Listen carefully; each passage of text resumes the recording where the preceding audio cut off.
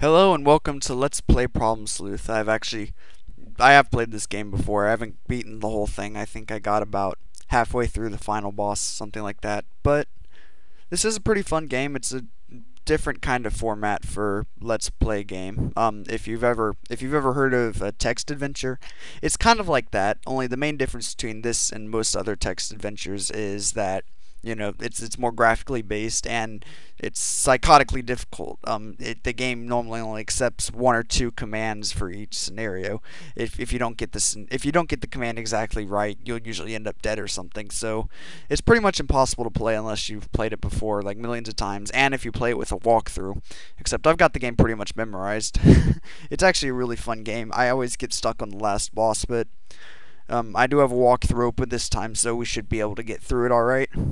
Alright, so here we are. We've got our main character here. His name is Problem Sleuth. He's a pretty cool guy. He fires his gun there on the table and doesn't afraid of anything. Alright, so to get this thing started, we can see he doesn't have any arms, right? So quickly retrieve arms from safe. And see, you've already got your arms. If I had done anything else, he would have just like exploded or something stupid. Alright, moving along, I have to retrieve my gun because there are dames to be rescued. Retrieve my gun. There are dames to be rescued. You're quite positive there's never been a gun in your office, never will be. It also gives you some advice which you can't see because of the way the screen's set up, but it's there at the bottom. I'll be sure to read it to you whenever I can. Frankly, the notion strikes you as reckless and foolhardy. So, of course, the next option would be to break through the glass with fists to unlock door. Right? Yeah, that works. You don't know why you're assuming the door would be locked. You don't usually keep the door to your office locked.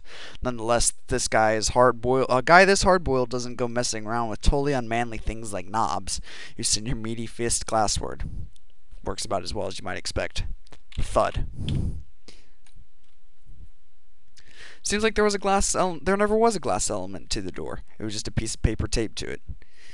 Yeah, your guy's got some issues. Alright, go ahead and take the piece of paper.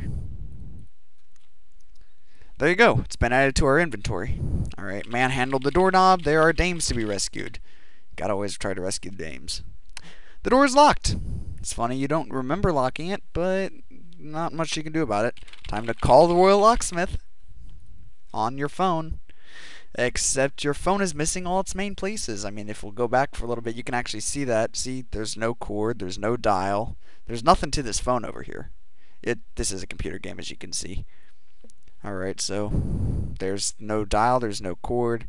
What the hell's going on? The most plainly obvious course of action is to call locksmith. You examine the phone. While it appears to be hooked up to an active phone line, the rotary dial and receiver cord are both missing. You won't be talking to anyone on this phone.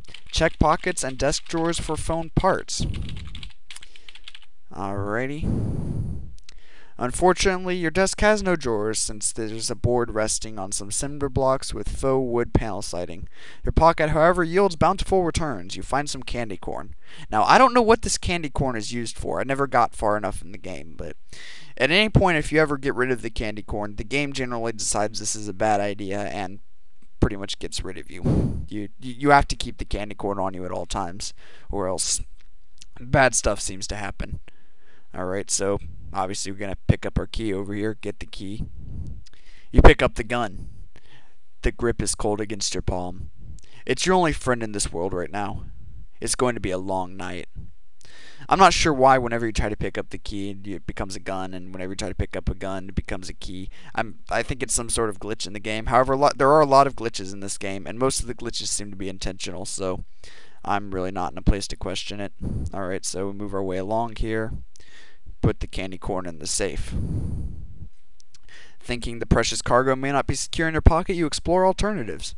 But you don't know the combination to the safe. You figure it's probably hidden somewhere in your office. Alright, so go ahead and check the other side of the paper. You know, it could be on the back of your paper there. You've decided to examine the piece of paper. Next. Oh, look at that! A sequence of numbers. How smart of us. Alright, let's go ahead and open safe. You will use the secrets of numerals on the safe. Yeah, that makes sense. Next. The safe doesn't seem to work. It appears to be a replica of a safe's facade, concealing something beneath it on the wall. Next. There's a painting of a clown underneath the safe cover. Alright, that's helpful, I guess. Alright, so let's go ahead and look under the fake paneling of the wood desk. Look under the fake paneling of... There's a flask of whiskey under the desk. That's helpful, I guess. You can see it's right down there. So let's go ahead and good old-fashioned get ye... Oh, shit. Alright, try it again. Get ye flask. Pick up the flask of whiskey. Drink the whiskey and remember the good old days. How would you drink from a flask of whiskey when it is not in your jacket pocket? I mean, that only makes sense, right? See, bzz, it has to be in your pocket in order for you to be able to drink for it. Okay. Exchange gun for whiskey, then drink. Because, the key, gun. You swap the key for a flask of whiskey and then wield it accordingly as a weapon. Because it's in your weapon, so you're trying to use it as a weapon. So, ow, period. You topple backwards onto your desk, breaking the plywood, I guess. Use the key on the door and open it. You re-equip the gun so you can blow a hole in the lock of the door. It looks like this gun only has 1 bullet left. Are you sure you want to use it in this way? You may need it later in case you have to off yourself. For the record, that never happens. You never need to off yourself. So, let's see. Oh, it looks like there's something on the phone there.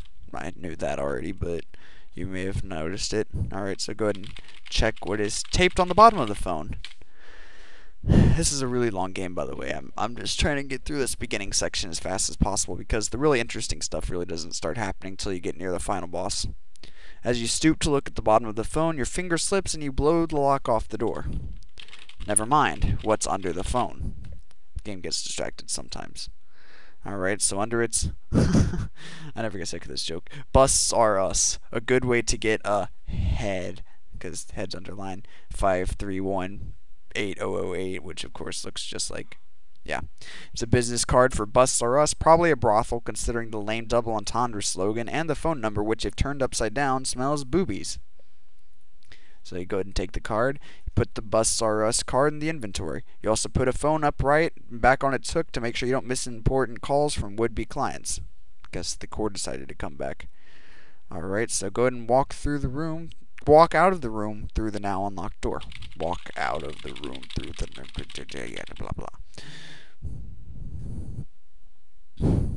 The door will still not open. It appears that it was never locked in the first place. Something must be obstructing its path. Look through the newly made hole in the door.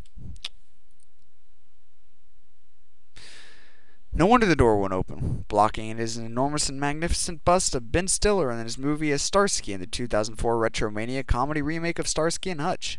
Lying on the floor appears to be an unfortunate bystander, an employee of Busts R Us, who is polishing the bust right in front of your door for some reason.